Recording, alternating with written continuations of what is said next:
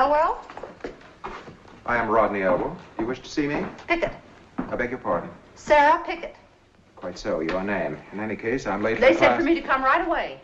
Who said? The agency. The agency? What agency? Well, of course, the detective agency, Sergeant Cronyn. Yes, come in, come in. If I come in, does the door get closed?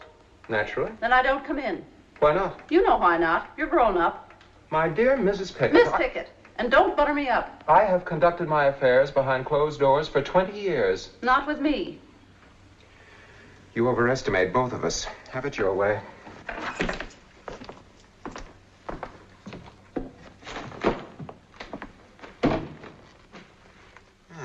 Yes, here we are.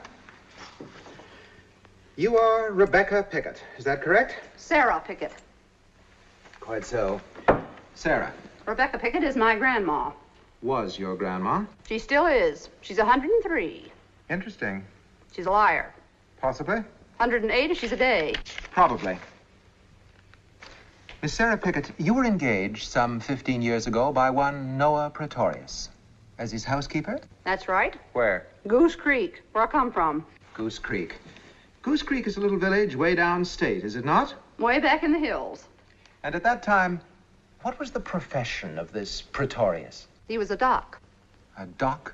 He healed people. How? If I knew how, I'd be a doc myself. I mean, what were his methods of treatment? Well, some healers use one thing and some use another. But Doc Praetorius used them all. Once he'd give a powder, sometimes syrup, sometimes pills, sometimes a jab with a needle, and sometimes just talk. Just sit there and talk about a body's misery and talk a body into being well.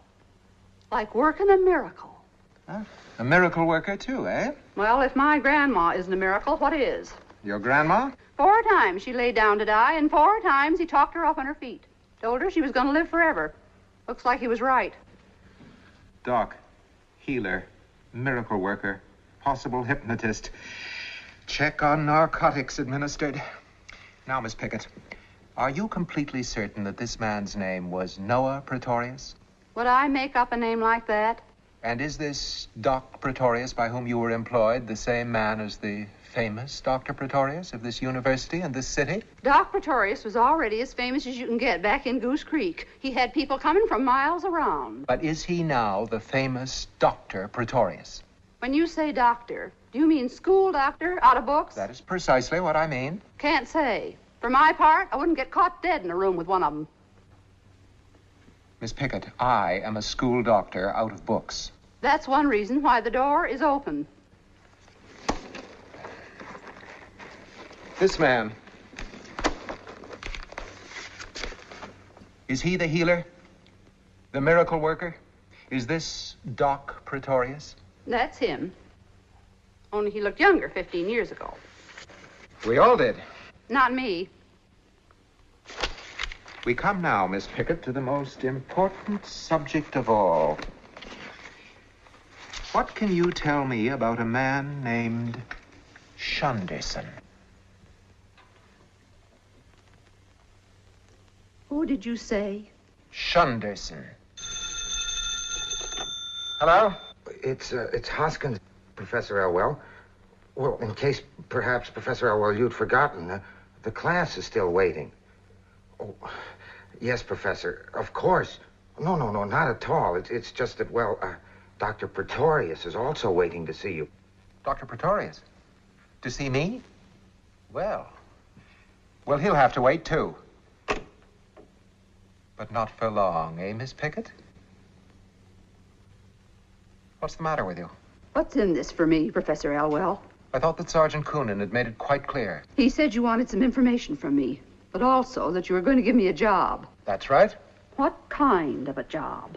In the dissecting rooms, as sort of a housekeeper.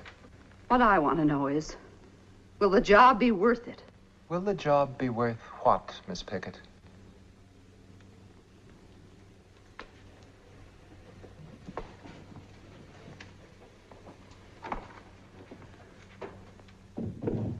Shunderson. Tell me about him. I didn't know very much. Nobody did. Tell me everything you knew or heard. Every detail.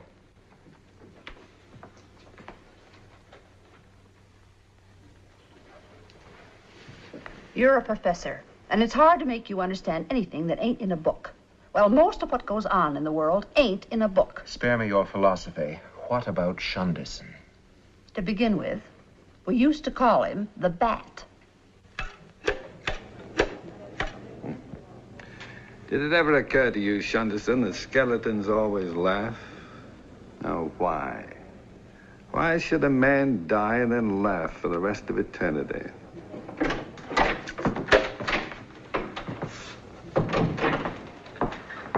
What news, Uriah? Oh, I've just spoken with Professor Elwell, Doctor. He regrets exceedingly that he is unavoidably detained. A meaningless phrase which could signify anything from oversleeping to being arrested for malpractice. I've never known the professor to be late before. He'd be the last to tolerate it than anyone else. Ah, it saddens me, Uriah. An unmistakable symptom of human weakness. Professor Elwell, of all men.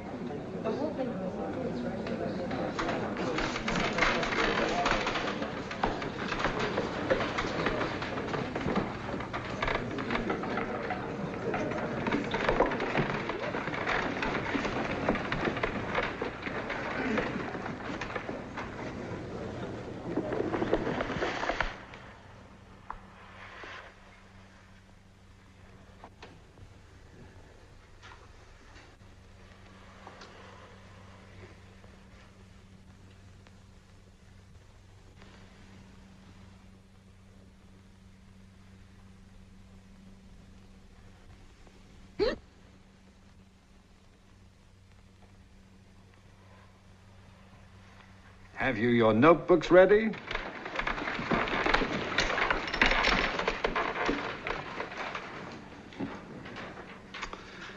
I would be quite unable to give the lecture you came to hear, and I'm not sure you should hear the lecture I'd like to give. We want to hear anything you've got to say, Dr. Praetorius. That's very flattering, thank you. We thank you. The cadaver and I. A cadaver in a classroom. As students of medicine, it's important at the outset that you realize that a cadaver in a classroom is not a dead human being. I don't understand that, Doctor. Anatomy is more or less the study of the human body. The human body is not necessarily the human being. Here lies a cadaver. The fact that she was, not long ago, a living, warm, lovely young girl is of little consequence in this classroom. You will not be required to dissect and examine the love that was in her, or the hate, or the hope, despair, memories, and desires that motivated every moment of her existence. They ceased to exist when she ceased to exist. Instead, for weeks and months to come, you would dissect, examine, and identify her organs, bones, muscles, tissues, and so on, one by one. And these you will faithfully record in your notebooks. And when the notebooks are filled, you will know all about this cadaver that the medical profession requires you to know. Oh! Oh!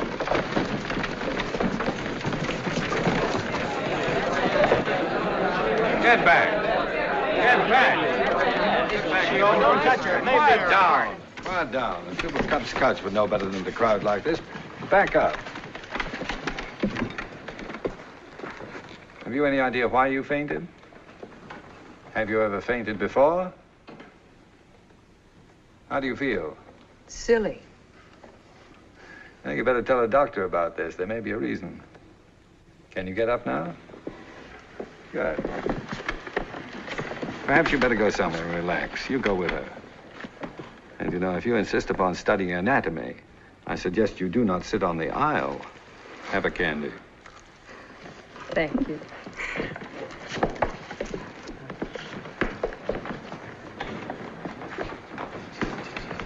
You're not leaving, Doctor. Yes, you are. And please give my thanks to Professor Elwell for the use of the hall. It's been fun. Oh, I can't understand his not being here. It's most unusual. It's an unusual world, Uriah. I understand I've kept you waiting. Please forgive me. It was most urgent business. My business, on the other hand, was the idlest of curiosity. You were going to let me know about a tumor you'd found. Ah, yes. A malignant dysgerminoma. Professor Elwell, you are the only man I know who can say malignant the way other people say bingo.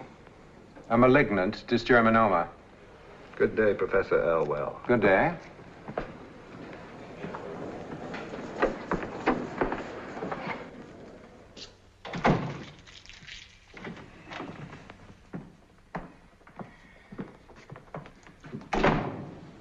coming back in? Mm-mm. Aren't you going back at all? Mm-mm. Are you going to see a doctor? I guess so.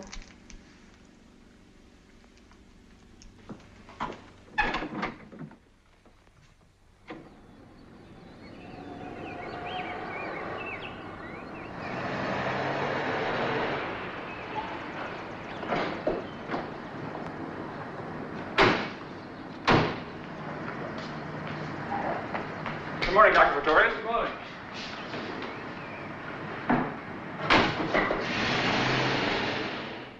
Run another test. How was she when you made this one? Depressed? Cried all through it.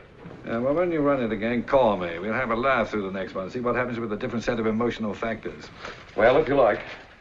Dr. Praetorius, a problem's come up about Mrs. Bixby. Mrs. Bixby, I thought she was doing so well. She's nearly ready to go home, but she wants to take her gallbladder with her and a bottle of alcohol. I think that's quite touching.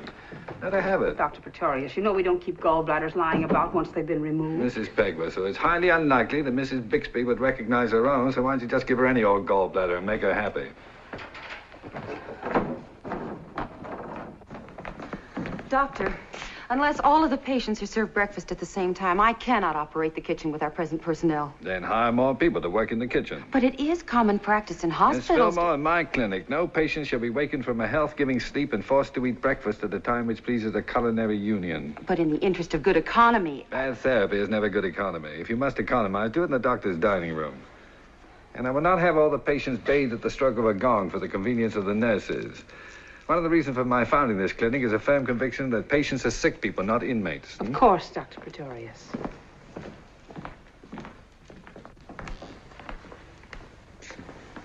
I'll bet I know what you're thinking. Here comes Dr. Happiness, the good humor man.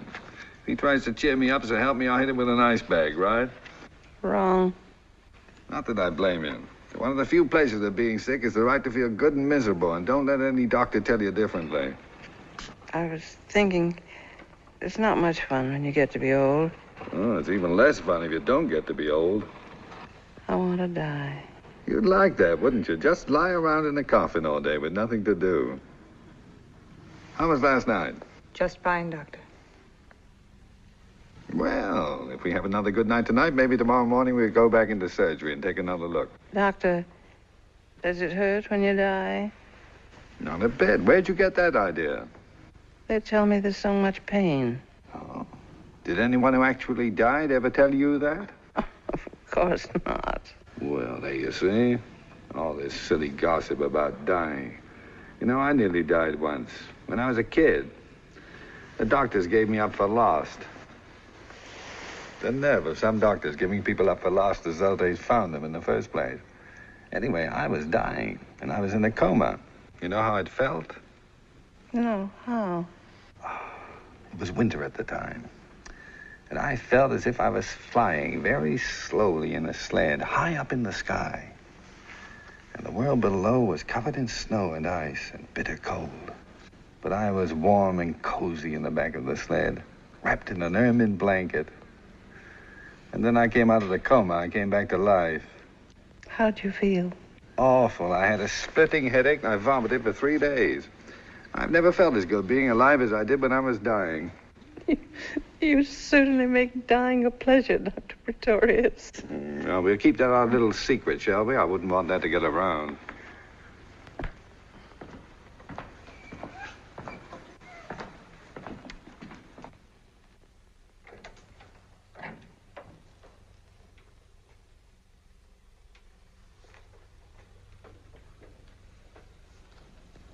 Doctor, are you feeling all right? Just my usual twilight sadness. Did it ever strike you that days die pretty much the way people do?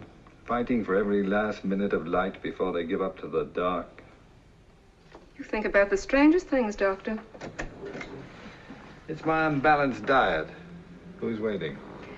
Just one patient left, Mrs. Higgins. She was in earlier today. You had Dr. Beecham run a test and told her to come back. Here's the laboratory report. Thank you. Well, the day will die on a happy note at any rate. Have Mrs. Higgins come in. Mrs. Higgins?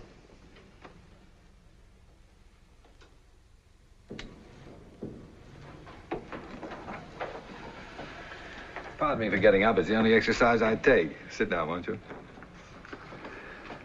Mrs. Higgins, as a doctor, it's my duty, if at all possible, to find something for you to worry about. However, I cannot repudiate a laboratory report such as I hold in my hand. Mrs. Higgins, you have nothing to worry about. You mean everything is all right? Perfect. Then the fainting this morning, it didn't mean a thing, did it? Nothing out of the ordinary. You might eat lightly, however, on the days you dissect cadavers. Oh, that? I've given that up. I wasn't really a medical student anyway, just sitting in on some courses. Well, I imagine it'll be more fun just sitting home with Mr. Higgins. Yes. Yes, it will be. I can't say how grateful I am to you, Dr. Pretorius. But just a routine examination, after all. I didn't exactly save your life.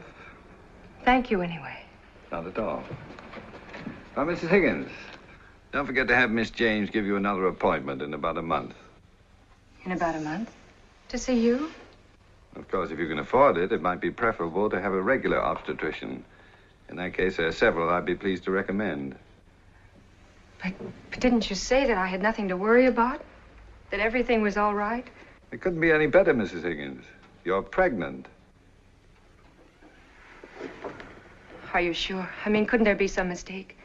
There's always a possibility of error. However, with a result as positive as this, that possibility is remote. After all, it wasn't a very thorough test. I mean, it only took a couple of hours. I thought in order to be sure you had to wait weeks. Not anymore. Nowadays, we find out about everything a lot more quickly than we used to. About life, and even about death. Now, they used to use a little pink rabbit for the pregnancy test. But now they use a frog. Not nearly as cute, but it's a lot faster. Only 2 hours and just as certain. The name of the frog, by the way, is Rhinopipians. Sounds like a movie star, doesn't it? You're not married. What about the baby's father? It has no father. If that were true, it'd be the first time in the annals of biology. I have no husband. But when he knows about the baby... He'll never know. I got a telegram the other day. The other day. Seems as if he left just the other day. Seems as if we met just the other day. It's all such a crazy, mixed-up nightmare. He was in the reserve, the medical corps. That's why I took the courses when he came back and we were married. I wanted to know something about his work. When did he leave? 6 weeks ago. Or was it 5? How right you are, Doctor. How quick we've become with life and death. And had you known him long? No, not even that. Not even long enough to be sure. Either of us. You're not permitted enough time these days to be sure of anything. And then when he had to go, and we had to say goodbye, I was suddenly afraid. I wanted to prove to myself and to him that I wasn't afraid. The frightening things we do sometimes when we're afraid to be afraid. Sit down, why don't you?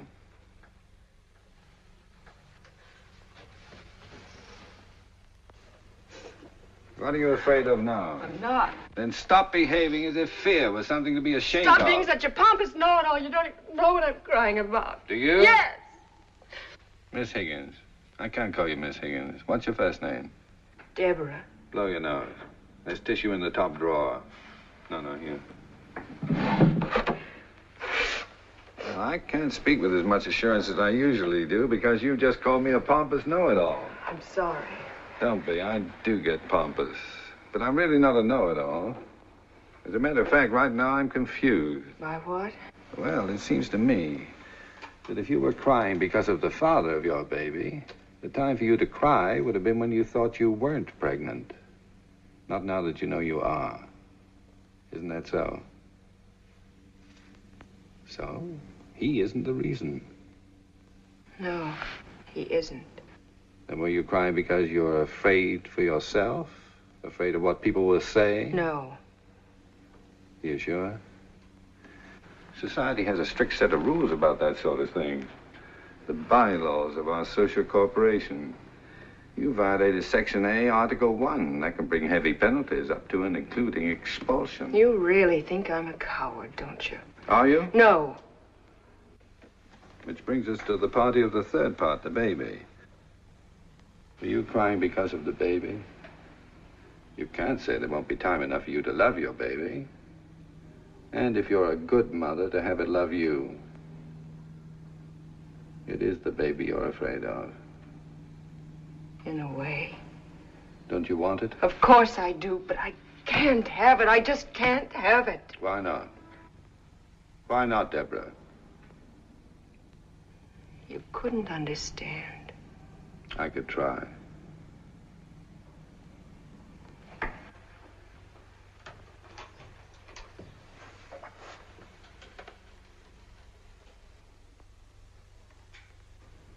Because of my father.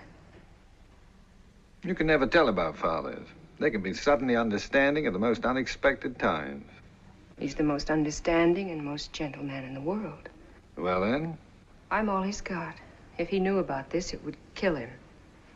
Oh. Well, if you're all he's got, then the baby will give him just that much more. He couldn't live if he knew. Deborah, no man could be as gentle and understanding as you say and still so deeply prejudiced. It's got nothing to do with prejudice. Then what has it to do with? Perhaps, this is only a suggestion, but perhaps if I were to tell him. No. It's possible I could put it to him in such a way No, that... please. It's very kind of you, but you mustn't even consider it. Dr. Praetorius, believe me, if you did see my father, you couldn't tell him about me. Even you wouldn't know how. And if you did, you wouldn't have the heart. Thanks just the same. What are you going to do? I don't know. You had a pretty good idea, didn't you, even before you came to see me, that you were having a baby? I wasn't sure. Tell me, of all the doctors you could have gone to, why did you pick me? There wasn't anyone else I could. Well, when you talked to us this morning, I felt suddenly that you could help me somehow. How? You seem to care so much more about people than just any doctor would, and so... So you came to me for help, and all I did was talk to you some more. There is nothing I wanted from you, Dr. Praetorius, that would have affected your conscience in any way. Not even the tiniest hope that, perhaps for your father's peace of mind? I wouldn't want to buy my father's peace of mind at the cost of yours.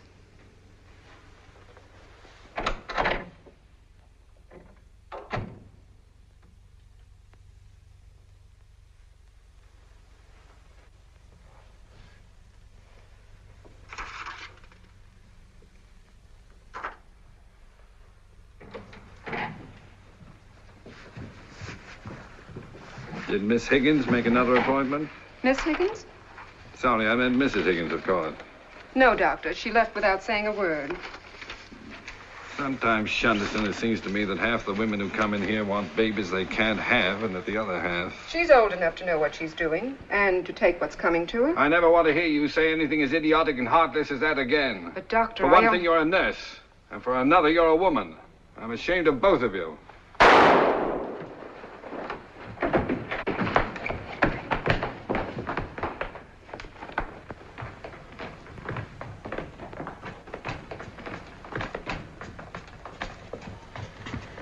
Have her taken to the nearest treatment room. You prepare her yourself. Left side, flesh wound. Doesn't look too bad. Get Billings for intravenous anesthesia. Yes, Doctor.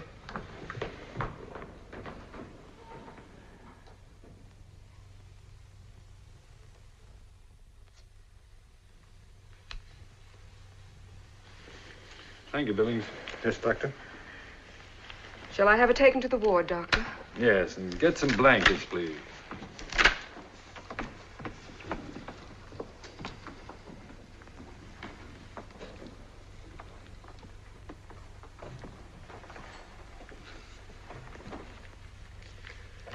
Is it bad? It's a good thing most people haven't the foggiest notion where the heart is actually located. She didn't even come close. Why'd she try to kill herself? I imagine, Shunderson, that when people need help the most, it must sometimes seem as if they're all alone in the world. Isn't that true? Then she'll try it again. She's still all alone. And if there's still nobody to help her, she'll try it again.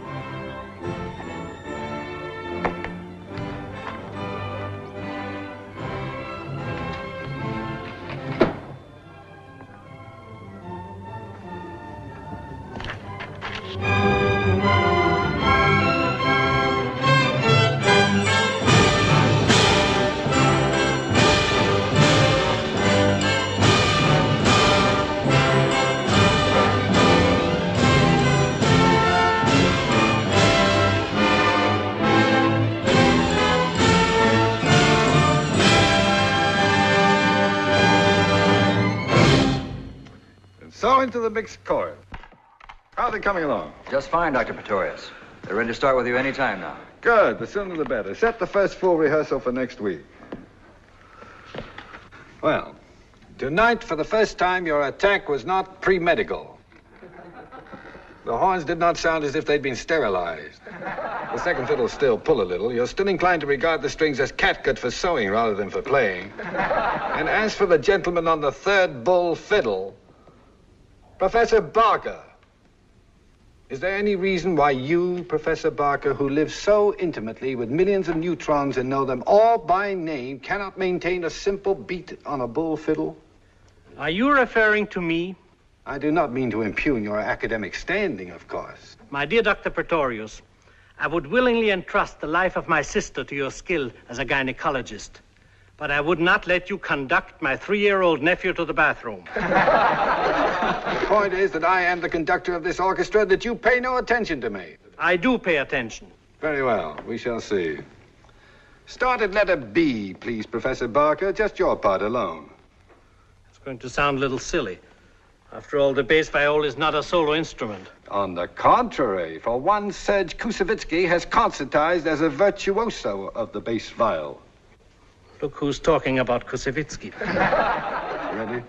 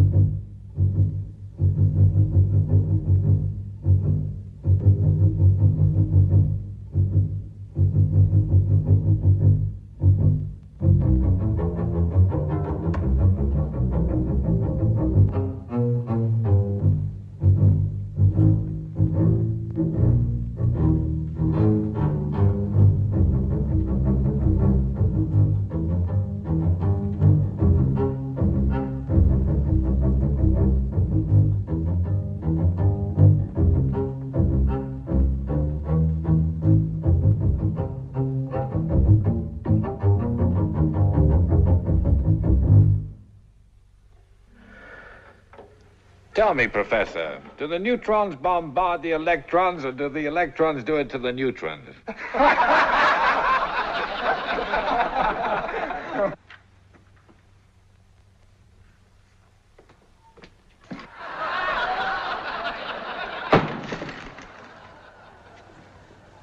Same time next week. Thank you and good night, all. Oh, man. I'm glad with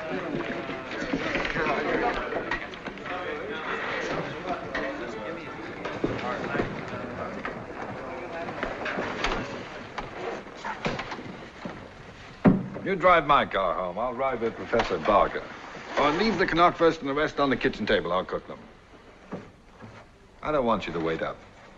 You'll make me very unhappy if you don't go straight to bed.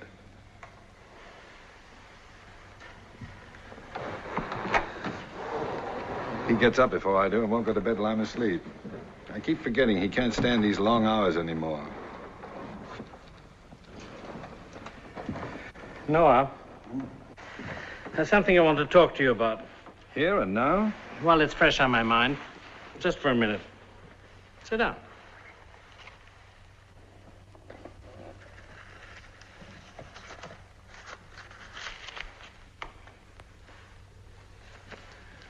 You behave as if you were about to propose. Noah, one of the differences between matter and mankind is that in matter all relationships can be stated, whereas between people they can rarely be put into words. Granted. Now, I want you to know that I'm your good and devoted friend. I've been aware of that for some time, and I am yours. Therefore, I have the right to point out to you that there are occasions when you behave like a cephalic idiot. Also granted. Any particular occasion? Out of a universe full of time and space, only you could pick Rodney Elwell's anatomy class. The good word gets around, doesn't it? Don't take this lightly, Noah. There's been trouble brewing. Talk of rummaging about in your past. Let them rummage. They're spitting into the wind. And all this talk about charges and whatnot, of an investigation. Noah, as a friend, tell me, can Elwell dig up anything in your past that would conceivably discredit you enough to justify, say, a hearing before a faculty committee? How much discredit is enough? I've known you intimately for 10 years, and I can't even guess at what you were up to the day before I met you. Suppose I told you all. Could it affect our friendship? Of course not. I'm glad to hear that. You know, it's not much to have a friend who knows all about you. But one who's a friend even though he's not quite sure, that's worth having. And will you tell me just this? About the bat. The bat? I thought you knew that's what they call him. Shanderson. Who calls him that? Why, the students, the faculty, even the staff at your own clinic. No, I didn't know. There's not a proper name for him. Noah, who is he? A man named Shanderson. Where does he come from? Why is he with you day and night, everywhere you go? I have no right to tell even you anything about Mr. Shanderson. Can Elwell uncover something about his past, or yours, or both, that he can use to make trouble? That depends. Drop me by the clinic first, will you? I want to look in on a patient.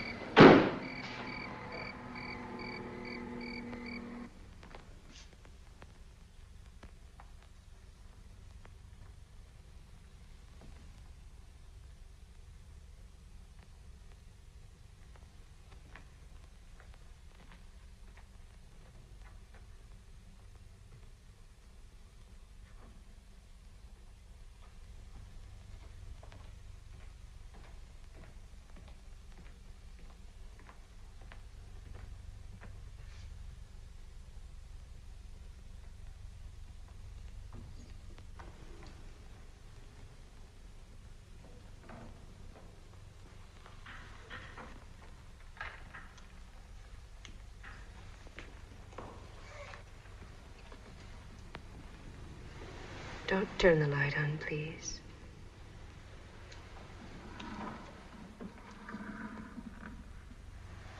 You've been crying again. That doesn't necessarily follow. Well, that's a pretty good guess when a woman wants the light kept off. Either that or her face isn't on. I don't mind being seen without makeup. I don't mind seeing you without makeup. You know all about women, don't you?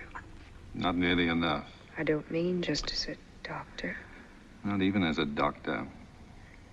Deborah, I've got something to tell you.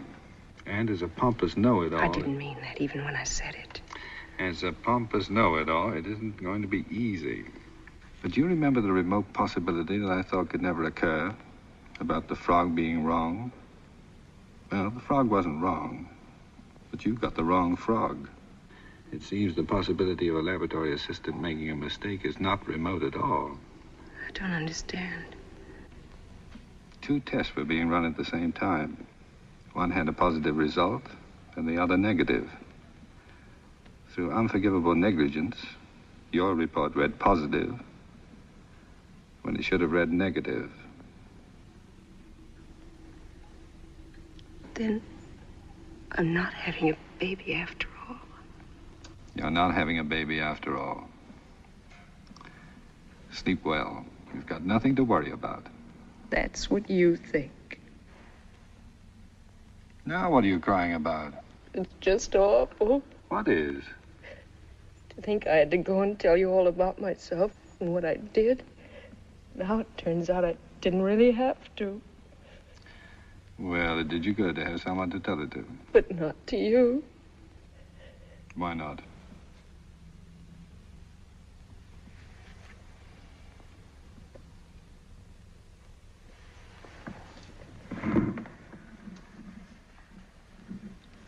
I'll see you in the morning, Deborah. Dr. Praetorius, Hmm?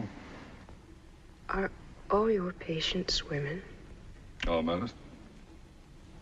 Guess they all fall in love with you. Not all of them. Just most. Not even most. Good night.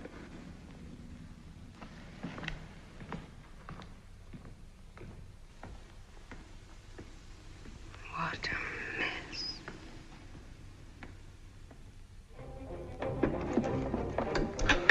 Why do you have to stop by the clinic? Anything interesting? A physician respects the confidence of his patients and does not discuss them with anyone. How true, how true. Was it the young girl who tried to shoot herself? Mm-hmm. Why? Because of an unpremeditated baby. Her condition pretty bad? Better than yours on the whole, just a superficial flesh wound. Then why drive all the way up to the clinic to see her? I wanted to tell her she was not pregnant.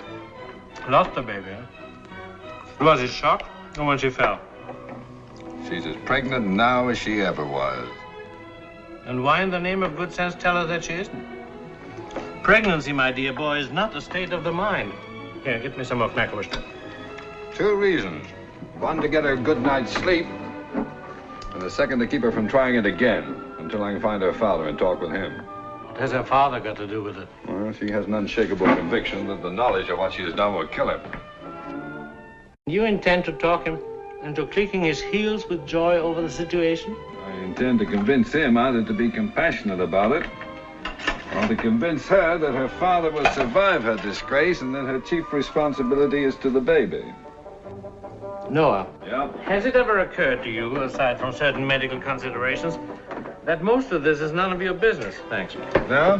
What is my business? To diagnose the physical ailments of human beings and to cure them. Wrong. My business is to make sick people well. There's a vast difference between curing an ailment and making a sick person well. We won't go into that. I'm too tired. Besides, doctors bore me. Just one little question. What have you great men of science done with atomic energy to make people well? Hmm? That's wonderful sauerkraut. It tastes like sauerkraut used to taste.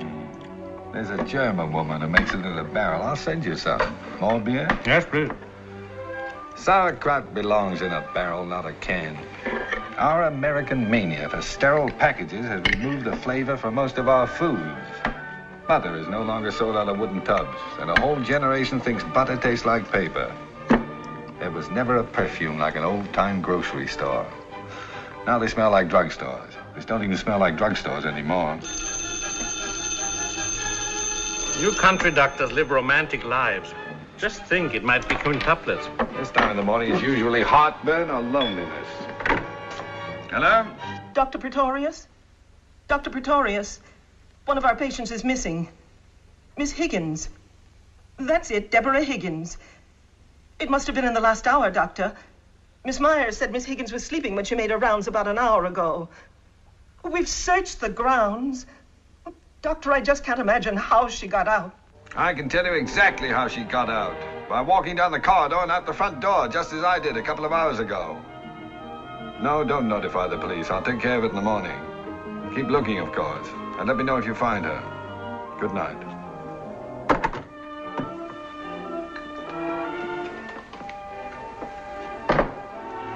Who flew the coop? The young lady we were discussing? Yeah. Why would she run away? I don't know. But I've got to find her. I should think so. It seems you've got some important information about her that she hasn't got.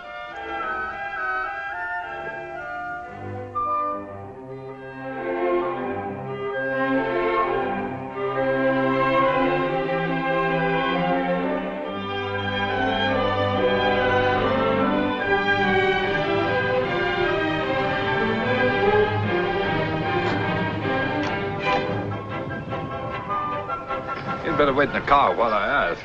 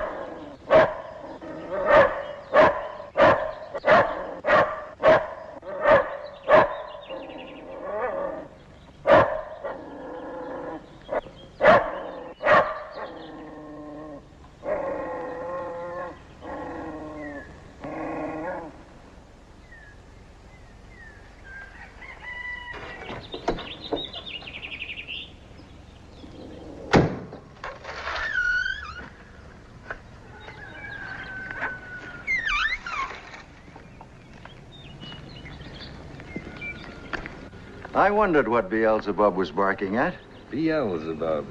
Beasts like that are usually called pals. I call him Beelzebub because he's an evil dog. Well, I am delighted to meet someone courageous enough not to love all dogs. My name is Praetorius. Dr. Praetorius, this is a pleasure. I'm Arthur Higgins. I'm delighted Beelzebub didn't frighten you away, but I am surprised he gave up so easily. Mr. Shunderson has a way with dogs. Mr. Shunderson? How do you do? Won't you come sit down? Thank you. You're far from a stranger to me, Dr. Praetorius. I've heard so much about you from my daughter, Deborah. Have you? How fortunate you were such good friends when she had that ridiculous little accident. Yes, it was ridiculous, wasn't it? I still do not understand how a woman can accidentally burn a deep welt in her side with a curling iron. Well, it's not uncommon for women, female students in particular, to curl their hair, eat, read, and telephone all at the same time. The results are often disastrous. Yes, I imagine it could have been worse. Much worse. I happen to be devoted to porch sitting. If you'd rather go inside. Oh, this is very pleasant. And I see that you're properly protected against too much fresh air. Don't you believe in the benefits of fresh air? I do not. Nor do I believe that eating fish develops the brain, or that oysters will increase virility. Well, you must tell that to Deborah. She's forever driving me out of the house. You're an unusual man of science, Dr. Praetorius. You're an unusual farmer, Mr. Higgins. But I'm not a farmer. This isn't my farm. It belongs to my brother. I see. Then you're just visiting here. You might say I'm staying here. We need help. Beelzebub crawled in under the ice house and he won't come out. Beelzebub belongs under the ice house. Deborah, we have guests. Yes, I see. Hello, Doctor. Hello, Mr. Shunderson. I was wondering about that nasty little burn you got from the curling iron. It's fine. It's been almost a week, and since we happen to be driving out this way... Happen to be out this way, hours from your clinic in the university? Dr. Praetorius has far-flung interests. Then I'm sure both he and Mr. Shunderson will be interested in joining us for Sunday dinner. No, really, we couldn't impose upon you. Dr. Praetorius must have more important matters. Nonsense. We can't let them drive miles to get here and send them away unfed. We'd love to have you. We'll be happy to stay.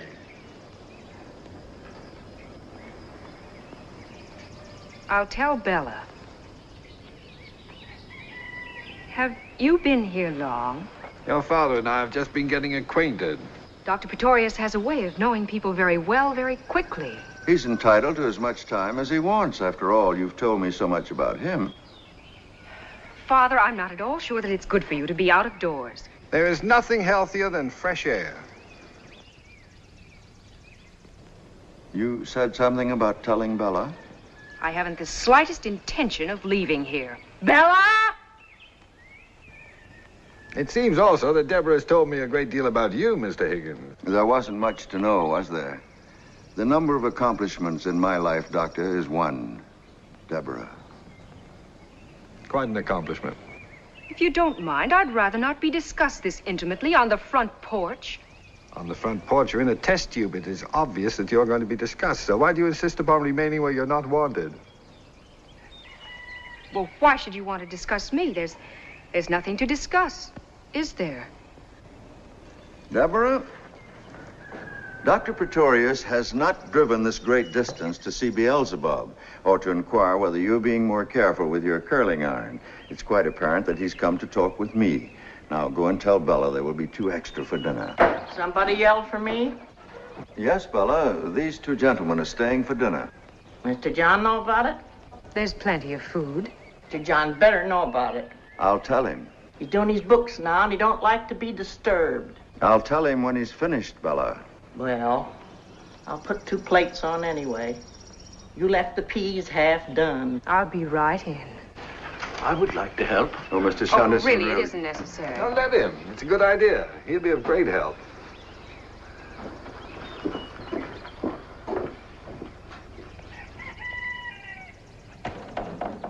May I ask, is Mr. Shunderson your servant? He's my friend, but he likes to help. I see. Dr. Praetorius, I referred a moment ago to Deborah as the only accomplishment of my life. I'm sure you were being modest. Oh, she's more than my only accomplishment. Quite simply, she's my only contact with and reason for what is sometimes described as life. If you'll permit a rather lurid analogy, Deborah is my heartbeat. Mr. Higgins, please don't feel that you have to tell me anything. No, I want to tell you about myself for just a moment. I can't say what makes me want to. Perhaps it was Bella's rudeness. Perhaps because I think of you already as a friend. Have you got a match? No. I smoke too much anyway. The Mr. John Bella seems so concerned about is my brother. He owns this farm. He owns the food I invited you to share, the beds we sleep in, the clothes we wear, Deborah's tuition, and the tobacco in my pipe. The pipe is mine. I have other possessions, some scrapbooks, thin volume of poetry, mine too. It was published, but it didn't sell, of course. And Deborah, and the memory of my wife. I wondered about her. She died when Deborah was very little in London. That's where Deborah was born. What were you doing in London? I did the same thing, Dr. Praetorius, in most of the major cities of the world. I failed miserably at whatever it was I tried to do. We haven't any matches. What? Oh, it's become a nervous habit, I guess. My brother John never left this farm, physically, mentally, spiritually, or in any other fashion. I don't imagine John's been more than 100 miles from this porch in any given direction. When you left the farm, what did you set out to be? Nothing in particular, except to be as far from here as possible. I remained both throughout my life, far from here and nothing in particular. I was an indifferent journalist, a minor poet, an ineffective teacher, a wretched businessman, unable to provide properly for my wife and child, and then not even for just my child. When my heart gave way, it seemed to me that my functions had achieved a unanimous failure. And so I applied to my brother for permission to return here with Deborah as a complete dependent, which I am in every sense of the word, including being listed as such in his income tax report. And now, if you'll excuse me, I'll ask John about dinner. Perhaps it would be better if you didn't. Please, I'd consider it a favor. Would you like to come inside? No, I'll stay out here for another minute.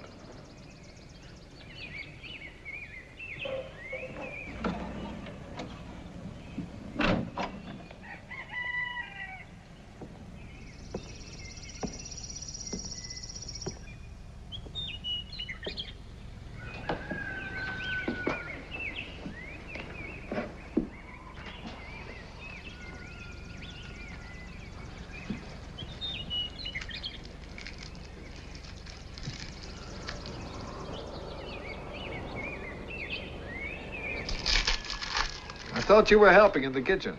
The woman didn't want me. I can't say I approve of the company you keep. The dog is frightened and unhappy. He has that in common with most of humanity. It's not going to be easy. What you came here for. Let's go for a walk.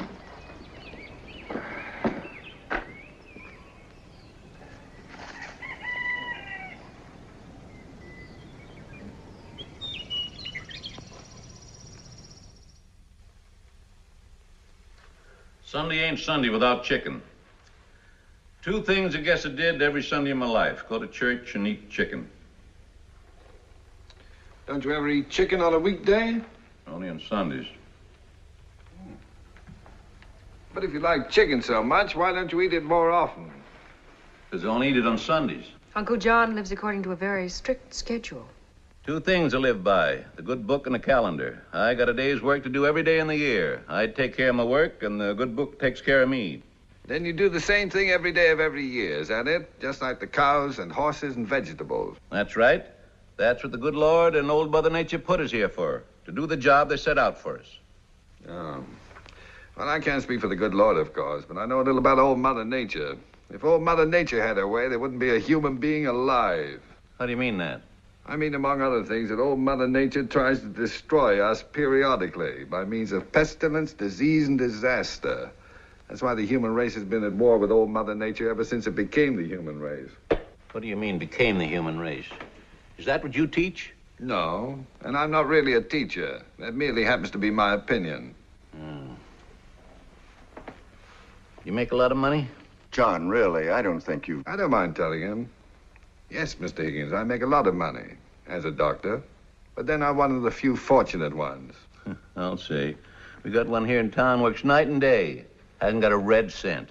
If you had a teacher here in town, he'd be a little worse off than even your doctor. But then the government doesn't pay them for the patients they don't treat or the children they don't teach. Oh, you mean like I get paid for not growing some crops? I never could figure that one out. But then, never asked too many questions about it. Never look a gift horse in the mouth. You? I never look any horse in the mouth. Well, I'm going back to working on my books. Then I'm going to sleep a while till it's time for my radio programs. Off my schedule today, income tax. I ain't complaining, though. Got more deductions than I thought. Doc, do you mind if I put you and your friend down as a couple of feed salesmen? Flattered. Just don't call me Doc. That way I deduct the whole dinner. Every little bit helps. I write it all down in a book. Most of my equipment don't cost me a thing, writing it off year by year. What's it called, Arthur? Depletion and depreciation. Yeah, that's it. Means it's running down. Don't work so good as it did. One thing about teachers and writers and such, they have less bother with their income tax than farmers and oil well owners. That's so? Why? Because their equipment is talent and a highly developed mind.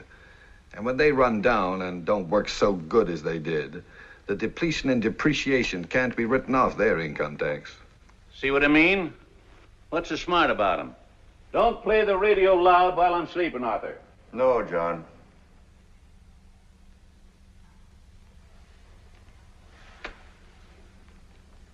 Deborah, why don't you show Dr. Praetorius the farm? I'm sure he'd be interested.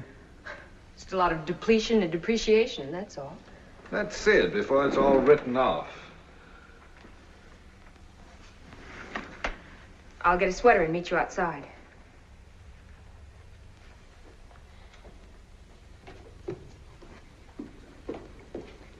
How old were you when you learned to walk?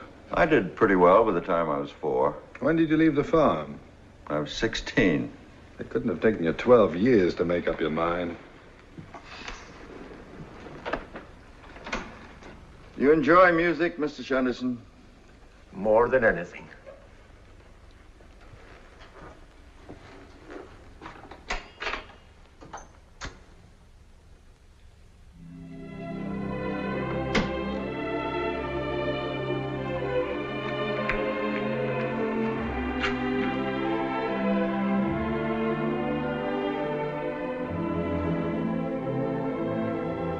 Mr. Shenderson, Dr. Praetorius has come here to ask Deborah to marry him, hasn't he?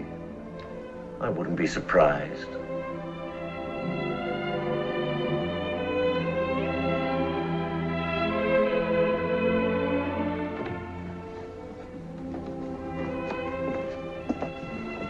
This, as you see, is the dairy. The cows are out in the pasture. Doing the job the good Lord gave them. Uncle has 8 cows. That's far more milk, butter, and cheese than what we need. He sells the rest in town. That makes it a commercial enterprise, and he can write off the dairy and the equipment and the cows.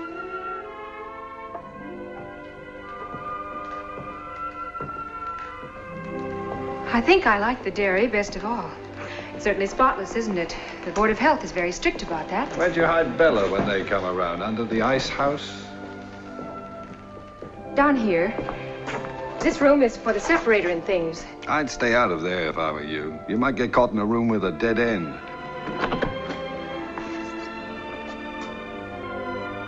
The milk gets certified, you know. According to the amount of butter fat in it. Why did you run away from the clinic? And this, of course, is the separator, where the cream gets separated from the milk. Why did you run away? It works by centrifugal action. It used to be done by just skimming it off. But the cream, being lighter than the milk, rises to the surface. Deborah. Because I had to. Why? I had to, that's all. Why? Because. Why? I had reasons. What? They were private and personal. I don't have to tell you everything. Why?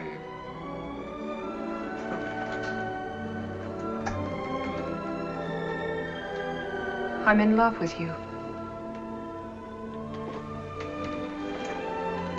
What makes you think so? I can't give you symptoms. It's love, not measles. Am I being pompous again? Well, there are some things you can't be scientific about. Even so, why should that make you want to run away in the middle of the night in your bathrobe and slippers? I didn't want to see you the next morning. I wanted to see you. Not if I knew about you what you knew about me, you wouldn't want to. Possibly, I don't know. A person just doesn't fall in love that fast. Or that often. I just couldn't lie there anymore and think about it. I couldn't stand it. Don't you see, if I do love you, then how could I have been in love with him? And if I didn't love him, then why? And anyway, even if I did, why did I have to go and tell you about it? You crying again? No, but I want to run away again. No, no more running away. No, you were right about your father. I couldn't have told him. He'd have understood, but I couldn't have told him. Certainly you couldn't have.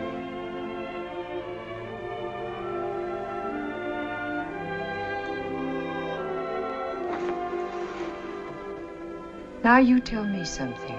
Why did you come here? What do you mean? It couldn't have been to talk to my father. Well, as a matter of fact, Because if it was, what about? There wasn't anything to tell him, really, was there? Well, no, not really. It was A just superficial flesh wound like mine. You weren't worried about my condition, were you? Of course not. Going to all the trouble of finding me, searching the registrar's records and whatnot. Why did you come all the way out here? I don't know, really. I think you do know.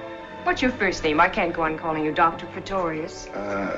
Noah. Why did you come after me, Noah? You know, what you said before about cream being lighter than milk, that wasn't quite accurate. Noah's a cute name. My real name is Ludwig. You see, cream is the oily part of the milk. It's not actually a separate product. I prefer Noah. In homogenizing milk, for instance, the particles of fat become emulsified. I do not want to appear unladylike about this, but I'd feel silly acting coy. So that the cream becomes part of the general body of the milk. With you, of all men. You couldn't have come out here because you wanted to talk to my father. And you couldn't have come out because you were worried about my health. And there comes a time when a patient asks a doctor questions. Why did you come all this way just to see me, Noah? I did have a reason, you know. I know. No, you don't. But it doesn't seem to matter at the moment. You're being pompous again at the moment. You'd be surprised how unpompous. Then what are you being?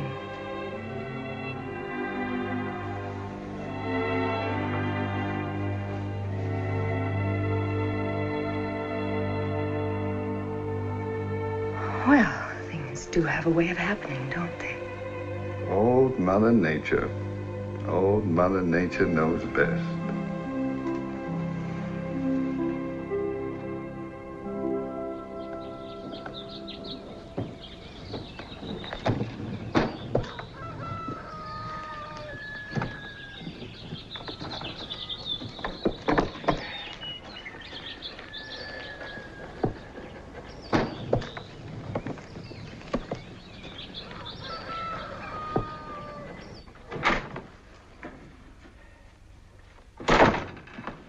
What's Uncle John up to? He's got the radio on full blast. Something about rustlers. It seems somebody rustled 15,000 television sets. Here, use this. Dropping my things out of the window. You'd think I was escaping from a girls' reformatory. There is no reason why we can't just walk out the front door. It's more fun this way. When are you going to break the news to the gentleman farmer? John, during his favorite quiz program, I intend to let him have it as a personal jackpot. He'll be mad. I hope so. I am scared. Deborah, I thought I was going to have to die without seeing you safely out of here and without telling him off. Remember your promise to come and live with us. Of course he will. Much against everybody's better judgment, including my own, I intend to live very happily with you. I'm still scared. There's nothing that John can do to either of us. Oh, she's not scared of John. She's scared of me. Pompous know-it-all. It just so happens that what I'm afraid of is that you don't really want to marry me and that I won't make you a good enough wife. In the first place, I'm not in the habit of marrying women I don't really want to marry. His first name isn't Noah, you know. It's Ludwig. And in the second place, the woman has yet to be born who doesn't in her heart believe she'll make her husband a much better wife than he has any possible right to expect. I just don't want to get married tonight. I don't want a long engagement, but can't I even have one day? We'll be married in New York. That takes 3 days. All right? It's just so I can feel more feminine about it. I must say you're the only man I ever heard of who acts exactly like some poor girl that has to get married. I imagine that as a man, I've come as close to it as any other man who ever lived.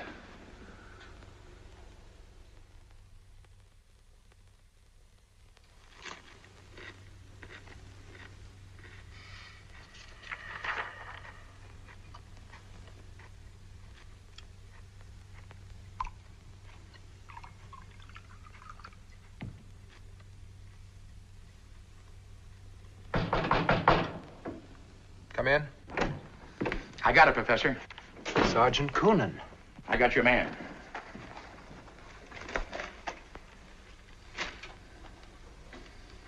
Excellent. Is that the same Shunderson? Very probably. Could you identify him from this? Almost positively. You got to do better than very and almost.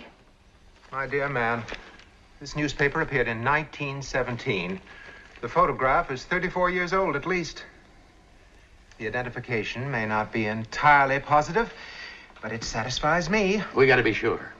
Get me a new picture of this character. There are none that I know of. Mr. Shunderson has always manifested a violent aversion to being photographed, even to snapshots by students. Want me to handle it? Please. Okay. Comes tomorrow, we slap a tail on this monkey. Mr. Cronyn, I have spoken to you about this before.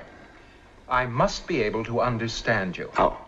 What I mean is, starting tomorrow, we have him followed. Unhappily, it'll have to wait until Monday. Dr. Praetorius is undermining a medical convention in New York and will not return until then. Monday it is. Good luck to you.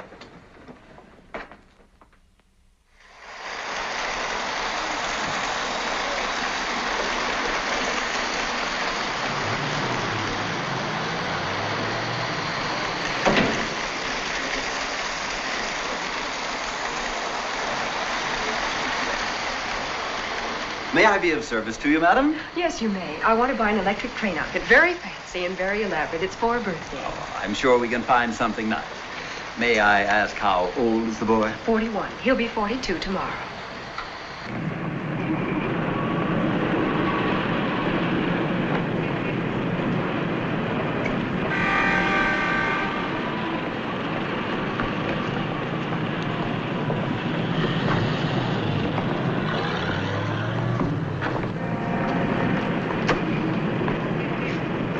Shunderson.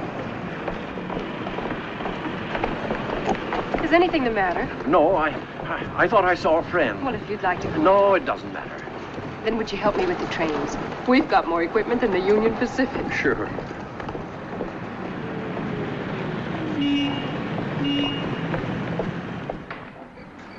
Good night, Dr. Victoria. Good night. Good night, Doctor. Good night.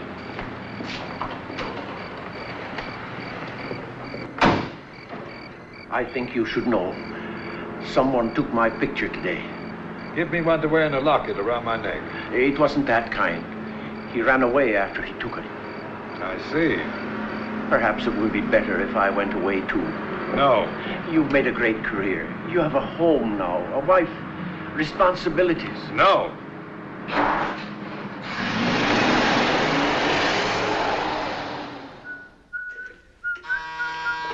Want me to answer, Mrs. Praetorius? Oh, don't bother, Anna. Mr. Shunderson's somewhere out front. He'll get it.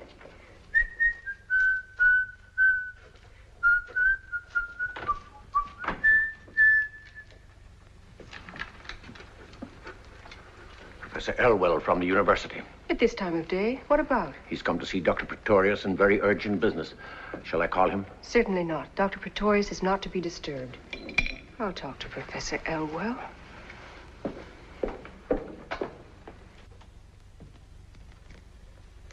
Good evening, Professor Elwell. Mrs. Praetorius? This is indeed an honor.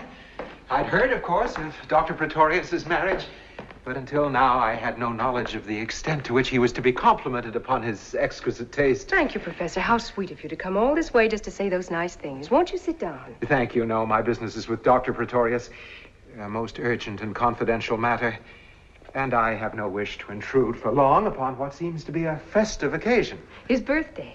So, these must be happy days indeed for your husband. Unfortunately, they're busy days, too, and at the moment he's in a very important conference. But surely if you were to tell him that a most pressing matter concerning the university... I'm afraid he cannot be disturbed. Mrs. Praetorius, I assure you that it is necessary for me to talk with him. It just is not possible. You're welcome to wait if you like, but I assure you my husband will be in conference until dinner time. I, too, have a home, Mrs. Praetorius. I have come here at no little inconvenience to myself. Exactly what have you come here for, Professor Elwell? I have a message for your husband. Not a happy one, I regret to say. Oh? Well, if you'll give it to me, I'll see that he gets it. I had hoped, that is, I have been asked to inform Dr. Praetorius of it in person. Has the message to do with some confidential information about a patient? It has to do only with your husband. Well, then in that case, it doesn't matter whether I tell him about it or he tells me. A relationship of such mutual trust is heartwarming. Thank you. You understand, of course, that my presence here is a matter of duty, not necessarily personal inclination. You are well known, Professor, as a man without personal inclinations. Thank you. May I have a glass of water? On the table. Help yourself. It's so beautifully arranged. Just drinking some water won't hurt it. You're extremely generous.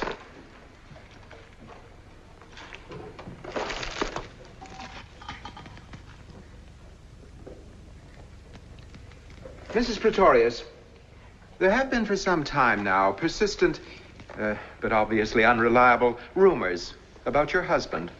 About women? About the circumstances under which he has practiced medicine. About his methods. And certain events, both past and present. Oh, that. And in view of certain disclosures, unfounded, of course, which have come to light recently concerning both Dr. Praetorius and his most intimate associate. My husband is intimate, only with me. The dean of our university has asked me to present to Dr. Praetorius a list of the charges that have been brought against him. Who brought these charges? Dean Brockwell invites your husband to disprove these charges. In confidence, of course.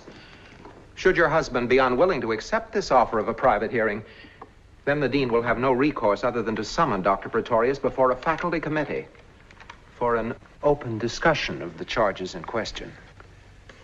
They must be pretty serious. What are they? I'm not privileged to reveal them. But you know what they are. Unhappily, I do. This must be a great strain on you, Professor. The performance of one's duty in a profession founded upon such high standards of honor, dignity, of learning and ethics. One thing you can be sure of, my husband isn't going to sneak into the dean's office to clear his name in private. You'll drag those nasty, vicious rumors of yours right out into the open and get rid of them in the open, where you've been spreading them. Mrs. Praetorius, you're not being objective. We are discussing my husband, not a kidney. You are also leaping at conclusions. All rumors need not necessarily be vicious and nasty. It depends upon the viewpoint. I am pretty well committed to one particular viewpoint, Professor. Quite so. Well, I must be going.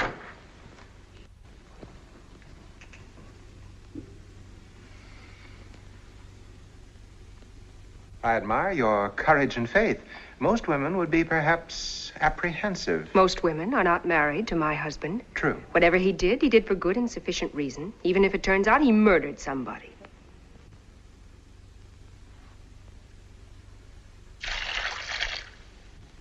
I have never had occasion to envy Dr. Praetorius. May I say that I envy him you? You have that right under the Constitution of the United States. Will you show the professor to the door, Mr. Shunderson? He's leaving.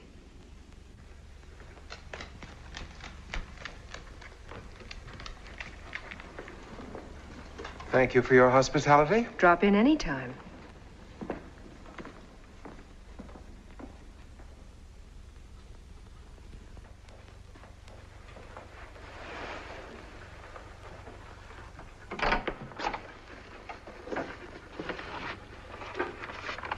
Give this to the miracle man.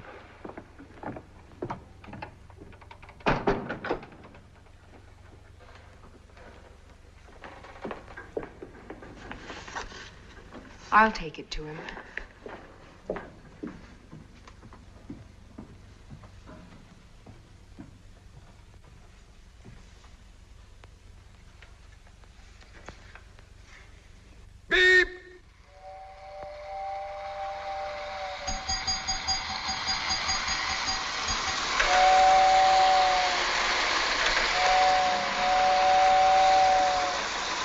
Beep, beep.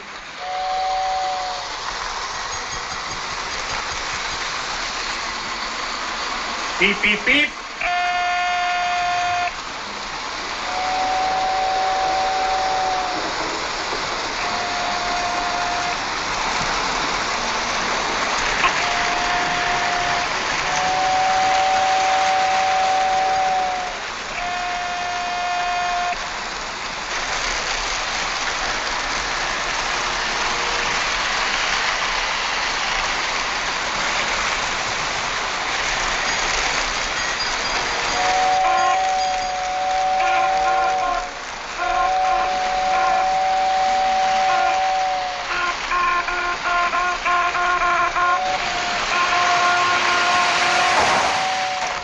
What was that?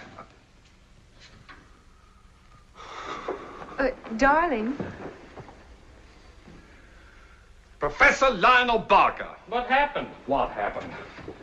Did your train leave on beep, beep, or beep, beep, beep? Beep, beep, beep. Your signal was beep, beep. Arthur's signal was beep, beep. Mine was beep, beep, beep. We'll soon find out about that. It was beep, beep, beep, and...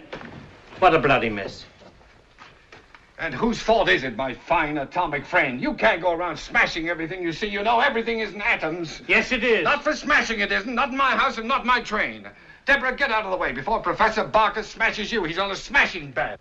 Darling. Beep, beep, beep. Those were your orders. What was Beep, your beep, signal beep. to dispatch Beep, your beep, train? beep. Beep, beep. I told you so. Mine was beep, beep, beep. Beep, beep. Arthur, yours was beep, beep, beep. Beep, beep. Beep, beep, beep. Beep, beep. Now look, they're my trains and I'm the chief dispatcher. I know how I set them up. Beep from me, beep, beep from you, and beep, beep, beep from Arthur. What difference does it What make? difference does it make? Look at this disaster. In case of disaster, the responsibility remains with the chief dispatcher. And in a catastrophe like this, he either resigns or blows his brains out. I refuse to be held accountable for the inability of two idiotic assistants to remember two simple signals. I consider your high-handed refusal to accept the testimony of two responsible men as worse than idiotic. Under the circumstances, I consider it criminal. Your signal was beep, beep, beep, and you know it was beep, beep, beep. Noah!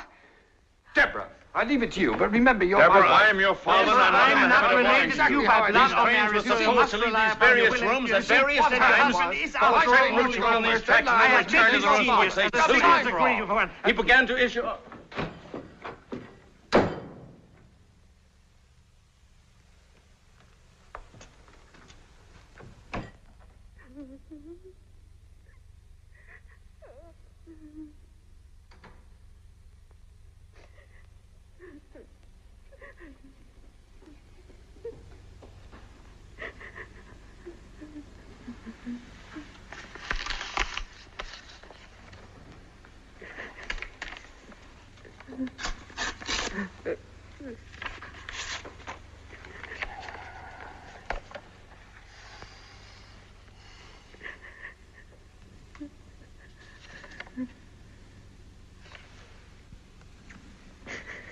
Is this what you're crying about?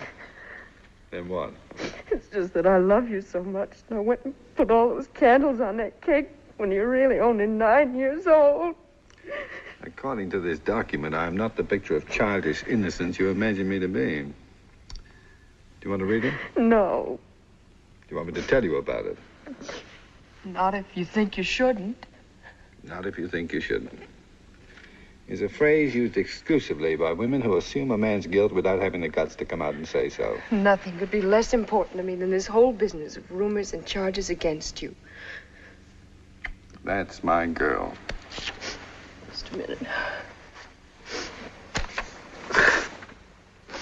Oh, just from the type of men who attack you, anybody'd know you were innocent. Anybody but half an eye. You haven't done anything you shouldn't have you, Noah? Many times. But not as a doctor. Don't let it worry you. I won't. Noah, does it seem to you that I cry a lot? Truthfully, darling, there's never been anything like it since the little Dutch boy took his finger out of the dike. He never took it out. That's what killed him. Pompous know-it-all. I never used to cry at all, you know.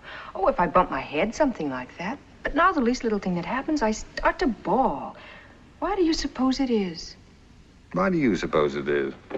Well, I get upset so easily these days, and I used to be, well, if anything, sort of calm, even placid about things. What did you say the name of that frog was? What frog? The one that gets pregnant in 2 hours. The frog doesn't get pregnant, darling. It just shows certain indications. Well, I'm beginning to show certain indications. Anyway, I think I am. I feel so silly talking to you about it. No, I understand. It's the kind of thing you'd rather discuss with a doctor. I don't pretend to be an expert about such things, but I've always thought I was a fairly normal adult young lady who knew roughly what every fairly normal adult young lady should know. Right now, I feel like a kind of idiot Elsie Dinsmore. What seems to be your problem, Mrs. Praetorius? I'm confused. I can't figure anything out. I'm all mixed up. Heaven knows, after all I've been through these past few weeks, I've got a right to be, but not this mixed up, not this confused. Married exactly 2 weeks and 3 days. Noah, darling, forgive me for being little Nell from the country about this, but is it possible that I could be having a baby already? Little Nell, Elsie Dinsmore, or Catherine the Great. It is entirely possible.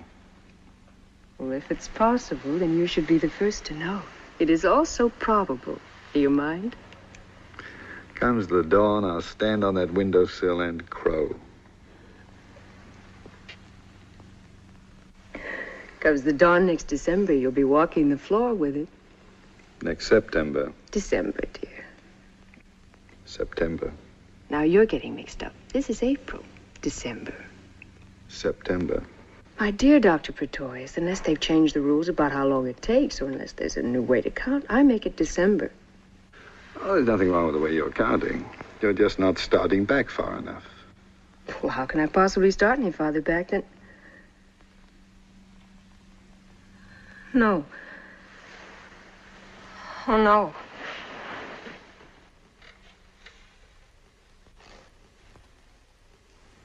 You're quite a noble character, aren't you? I've never thought of myself as one particularly. No, really. I mean, I've heard of doctors that were self-sacrificing and unselfish, but apparently there's no limit to yours. Deborah, you couldn't be more wrong. Were you that afraid I'd kill myself? How afraid is that afraid? Afraid enough to marry me, to keep me from it? Is it conceivable to you that I would? It seems obvious, doesn't it? You mean that as a doctor, I was faced by a situation which I could only meet by marrying you? That I did it as a remedy? Deborah, as you know, I believe in using any form of therapy that would make people well. But it would be highly impractical to make marrying my patients a standard form of treatment. Why did you marry me?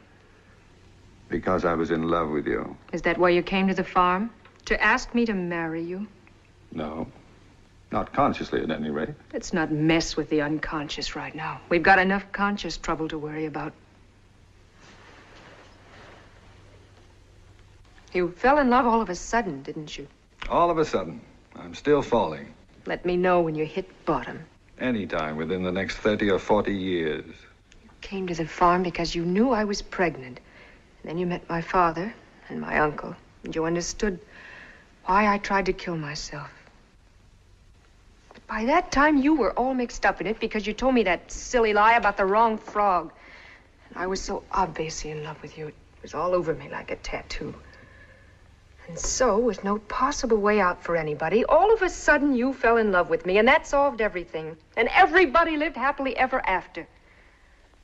For 2 weeks and 3 days, that is.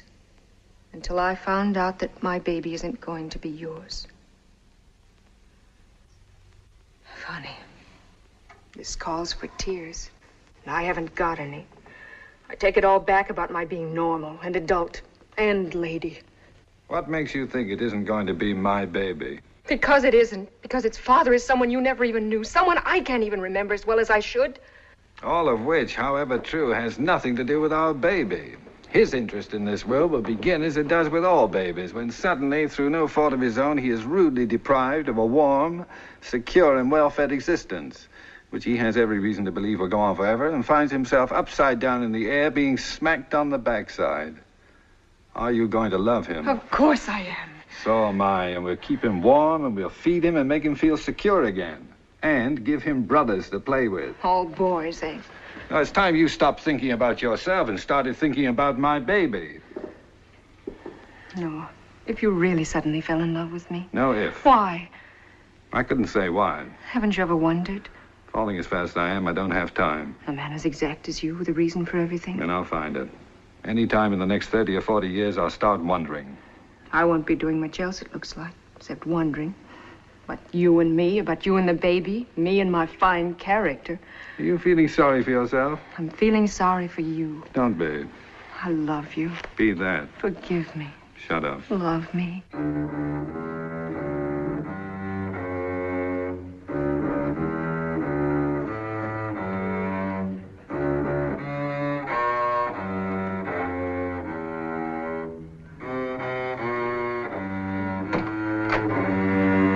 Dinner is served. I have forbidden you to bring that disgusting echo chamber into my house.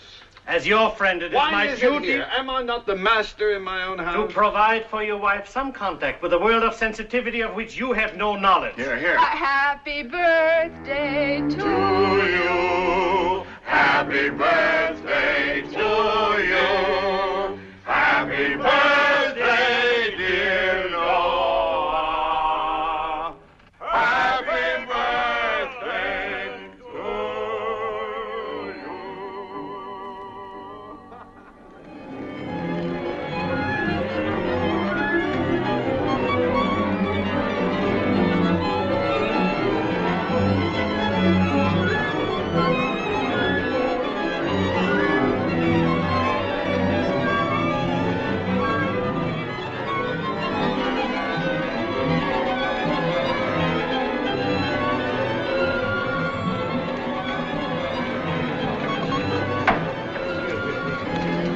Excuse me. Sorry. Pardon me. Lionel, Oh, I'm late. the hearing must have started. Why aren't you there? No, not yet, but in a second. Now, you mustn't be nervous. There's nothing to be worried about. Oh. Just see to it that they get it over with quickly. Such nonsense. May I?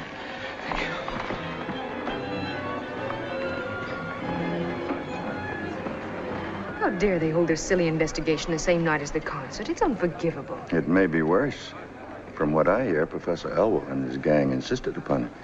They consider it unlikely that Noah will conduct if the hearing goes against him. The reasons for it could then hardly be kept confidential. The hearing will not go against him. And besides, Noah would conduct on his way to be hanged.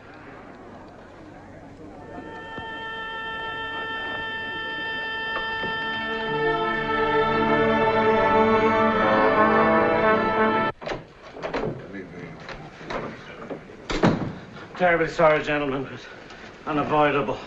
My apologies. Well, now that we're all here, shall we begin? It is my intention, gentlemen, to conduct this hearing informally. Dr. Praetorius, wouldn't you like to sit closer? Thank you. I prefer to remain as remote as possible. I suggested it merely to avoid having our discussion take on the appearance of a trial. I appreciate your thoughtfulness, but I consider this trial to be a trial. I have no intention of regarding an investigation of my methods and myself as a cozy little chat among friends. Hear, hear. Huh? Professor Barker, I will have to insist that no one speak without being recognized by the chair. I am by nature a man who interrupts. However, I shall try. Thank you. Dr. Praetorius, may I suggest to begin with, in order to avoid both the embarrassment and time involved in examination, that you give of your own accord a pertinent account of your life and professional activities prior to your arrival in this city and this university. I prefer to be questioned. Why? Because I do not intend to tell things about myself of my own accord, which are nobody's business but my own. They are the concern of the entire medical profession. Be recognized. You too, Professor Barker. Your objection is understandable, Dr. Praetorius. Professor Elwell, you may begin your questioning. My colleagues have appointed me to speak in their name. I hope I may prove worthy of what is not only an honor, but a grave responsibility. Dr. Praetorius, will you stipulate and agree to abide by the verdict of this committee? I would do nothing of the kind. Why not? Because I don't know what the verdict will be. The verdict will affect you seriously, whether you agree to abide by it or not. Then why ask idiotic questions to which you already know the answers? One horse on you, Elwell. Will you admit that in 1936, you were a highly successful quack and miracle healer in a remote little village in the southern part of this state? I will admit nothing of the kind. Where did you live in 1936? In Goose Creek. Would you describe Goose Creek as a thriving metropolis? It is a remote little village in the southern part of this state. Exactly. And what was your source of income in Goose Creek in 1936? My practice. You practiced openly? I was available to anyone at any time. I mean to say, did you set up practice as a doctor of medicine? When I came to Goose Creek, I had my degree as a doctor of medicine. I did not, however, display my MD upon my door. Upon your shop door? I beg your pardon, his shop door. Isn't it true, Dr. Praetorius, that in that remote little village called Goose Creek, you opened a butcher shop? An honorable trade, if ever there was one. In itself, unimpeachable. But what did you sell in your butcher shop? Meat, at cost. At cost? Without profit? Then how did you make your living? I made sick people well. Uh-huh. Mm-hmm. Why should that startle you? I still do. Do you deny that at that time your patients were under the impression that you were a butcher and not a doctor? Do you prefer the impression given to their patients by so many of our colleagues that they are doctors and not butchers? Bravo, bravo. Dr. Praetorius, won't you admit that your practice flourished in Goose Creek because you took advantage of the ignorance of its backward inhabitants, of the pathetic willingness of those poor people to rely upon a belief in miraculous cure rather than scientific knowledge, and because of the readiness with which so many people will prefer the glamorous quack to the licensed practitioner? Despite your definition of a quack as someone who does not practice medicine according to your rules, Professor Elwell, the fact remains that a quack is an unqualified person who pretends to be a doctor. I was a licensed practitioner and therefore not a quack. And as to the willingness of those so-called ignorant and backward people to rely upon the curative powers of faith and possibly miracles too, I consider faith properly injected into a patient as effective in maintaining life as adrenaline, and a belief in miracles has been the difference between living and dying as often as any surgeon's scalpel. That is not the issue under discussion. It is precisely the issue.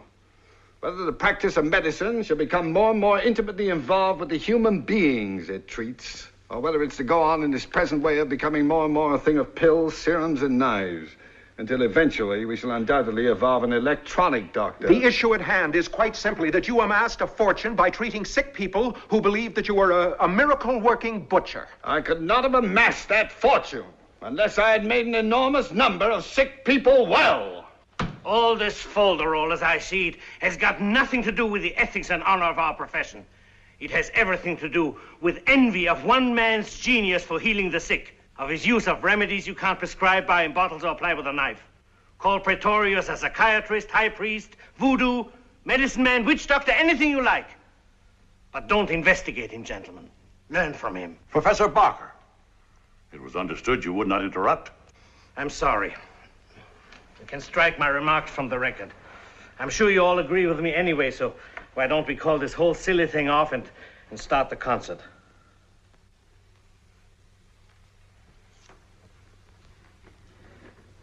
It would interest me, Dr. Praetorius, to know why you ever left this lucrative practice in Goose Creek, and under what circumstances. I'd always intended to leave when I'd acquired enough money to start a clinic of my own. As it turned out, I left a little sooner than I'd planned. You see, I'd fired my housekeeper. She was falsifying my grocery bills and splitting the money with the grocer. Unfortunately, she had previously discovered my medical diploma in a bottom drawer of my desk. In revenge for being fired, she let it be known around Goose Creek that I was not a butcher at all, but a licensed MD. I was confronted by a crowd of angry townspeople and forced to admit the truth. I narrowly escaped being run out of town on a rail. Any more questions, Professor Elwell? A great many more, thank you.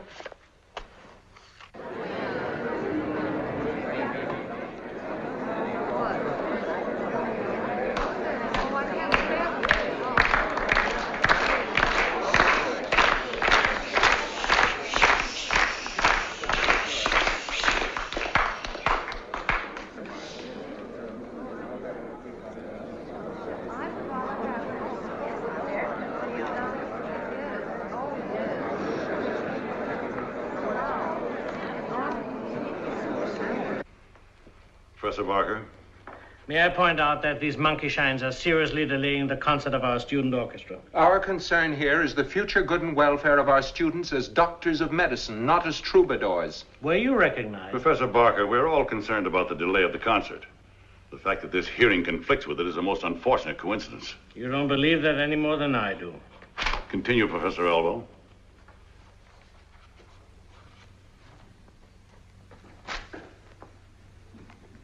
Dr. Praetorius. I thought you'd forgotten me. Who is Shunderson? I take it you mean Mr. Shunderson. Mr. Shunderson is my friend. Is he associated with you professionally? Not as a professional. He helps at whatever he can. He is also employed in your home as a manservant or butler, is he not?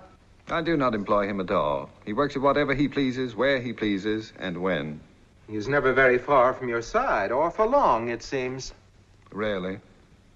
Dr. Praetorius, what was Mr. Shunderson before you knew him? I refuse to answer that question. What were the circumstances under which you made his acquaintance? I refuse to answer that question.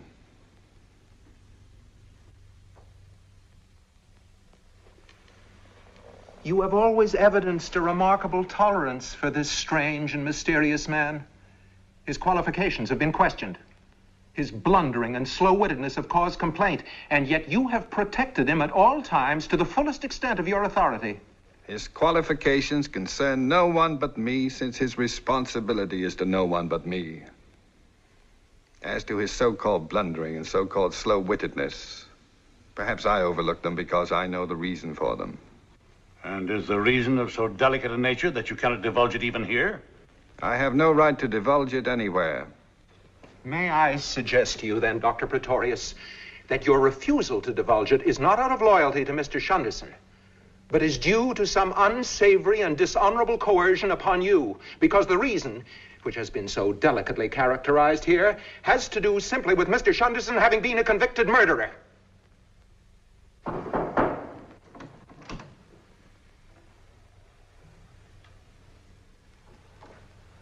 What are you doing here? I was listening through the door. I protest against this highly irregular, unethical, and probably prearranged eavesdropping. Elwell, you can use more words more unpleasantly than any irritating little pipsqueak I've ever known. Gentlemen, I suggest we leave the saloon floor and return to a more academic level of behavior. I want to tell my story. He'll never tell it. But what you want to know about me has nothing to do with him. Well, let's hear it by all means. Okay. Certainly, Mr. Shunderson.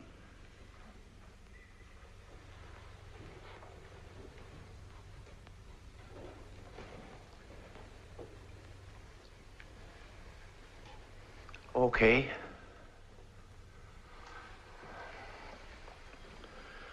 I'm not a fancy talker. I don't know a lot of words. That alone is a welcome relief. Well, now, Don't start with well now. Where should I begin? Tell them when you were condemned to death for murder. The first time?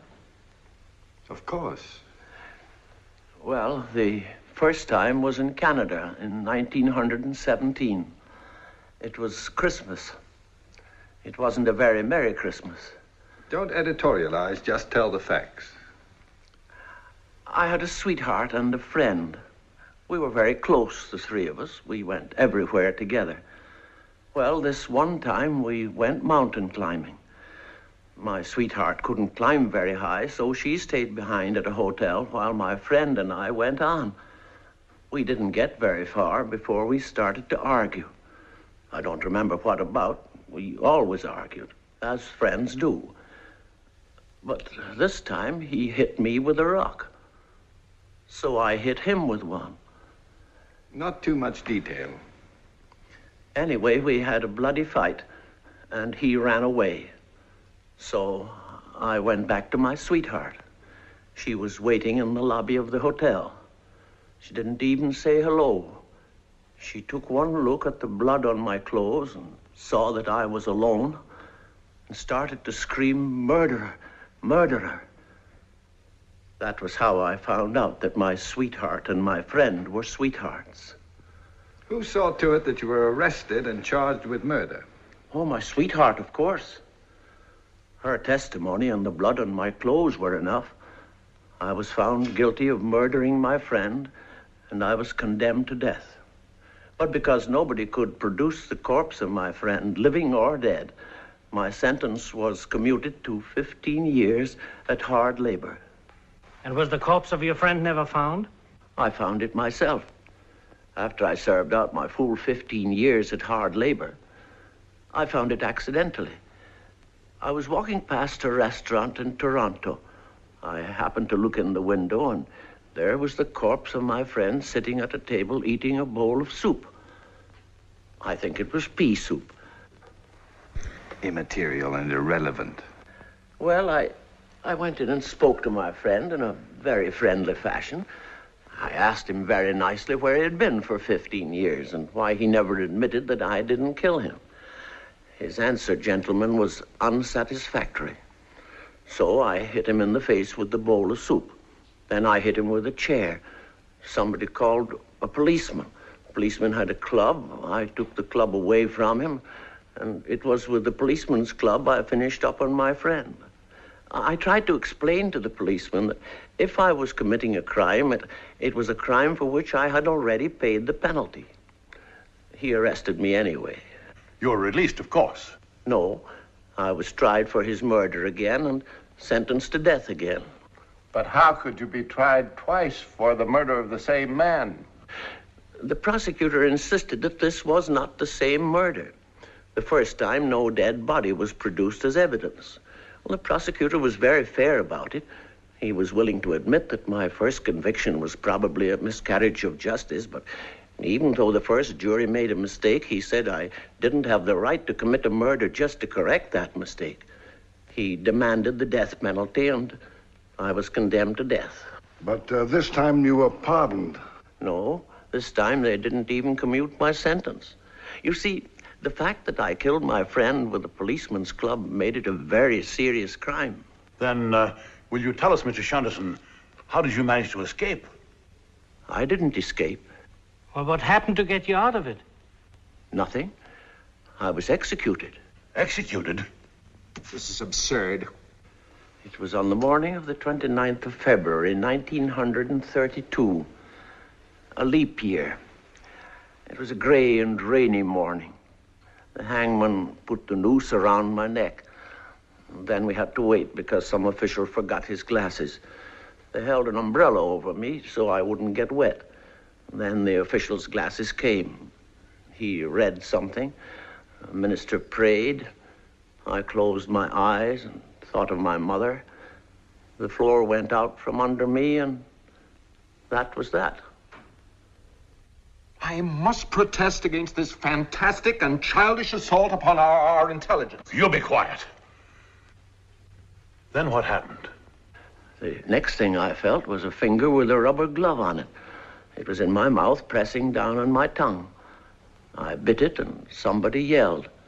I opened my eyes, and that was the first time I saw Dr. Praetorius. Only he wasn't a doctor then, just a medical student. I think I can make this next part of the story clear to you. At the time all this happened, I was just finishing my studies as a medical student. I was also keeping company, as they say, with a young lady who happened to be the hangman's daughter. Both the hangman and his daughter were generous and sympathetic. The hangman, in particular, was sympathetic to my desire as a student of anatomy to have a cadaver of my own. Well, knowing that Mr. Shunderson's body would go unclaimed, because certainly no one was ever more alone in this world than poor Mr. Shunderson was, the hangman managed to send it to me immediately after the hanging, along with a sweet note from his daughter. I was delighted, of course. But not for long. I soon found out that Mr. Shunderson was still alive. You must have been furious. He told me his story. We put some pig iron in the cheap wooden coffin that he'd arrived in, and had it buried in a charity graveyard. From that day on, he has never left me. And I think it is understandable that from time to time he may seem a little confused and perhaps even a little dull-witted.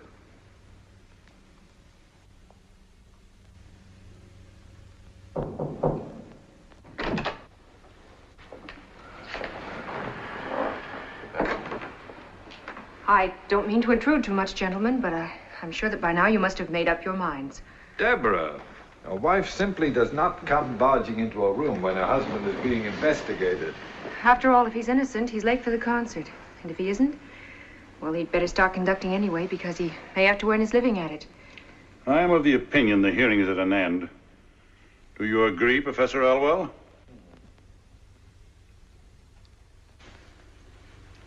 The trouble with you is, Elwell, you've never had a cadaver of your own, much less one that bit your finger. And as for this incredible evening, gentlemen, the sooner we can forget it, the better for all concerned.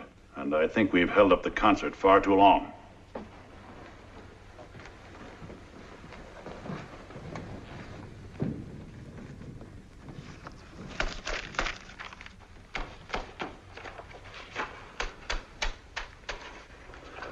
Professor Elwell, you're a little man.